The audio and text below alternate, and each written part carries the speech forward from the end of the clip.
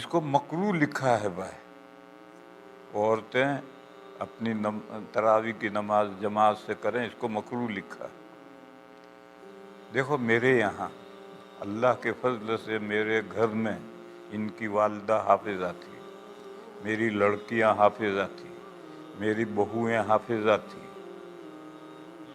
تو رمضان میں میرا آخری لڑکا جو بالغ ہوا ہے اور تراویح سنانی ہے، وہ گھر میں امام بنتا تھا، اور ساری عورتیں میری فیملی کی عورتیں، پڑوس کی عورت بھی نہیں، میرے گھر کی عورتیں ہی اس لڑکے کے پیچھے نماز پڑھتی تھی۔ اب یہ عورتیں تو حافظ ہیں، تو ان کی جوڑی بنائی تھی ان کی ماں نے، 2 کی جوڑی ہے، وہ اوابین میں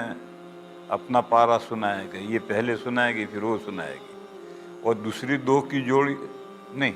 2 کی جوڑی ہے، ایک اپنا پارا اوابین میں سنائے گی اور دوسری اپنا پارا تہجد میں سنائے گی، اور یہ 2 کی جماعت ہوگی اور ایک دوسرے کے پارا سنائیں گے۔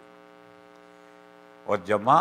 جماعت میں عورتیں نہیں ہو، جماعت میرا لڑکا جماعت کرائے گا، اس میں فیملی کے جتنی عورتیں وہی، میرے گھر کے سامنے ایک گز کے فاصلے پر سامنے گھر ہے، دروازہ، انہوں نے ایک دوسرا گھر میرے پڑوس میں نیبر ہے، ان عورتوں نے چاہا کہ ہم جماعت میں شریک ہو، میں نے کہا نہیں، دوسرے گھر کی عورتیں نہیں آئیں گی۔ ایک گھر کی عورتیں اگر گھر میں نماز پڑھیں اور گھر کا لڑکا یا بڑا کوئی جماعت کرائے، محرم ان کو امام بن کر نماز پڑھائے، تو اس میں کوئی حرج نہیں۔ اور حافظہ ہوں اور پارا سنانا ہو تو 2 عورتیں جو حافظہ ہوں وہ اس طرح سے جوڑی بنائیں، ایک دوسرے کو سنائیں۔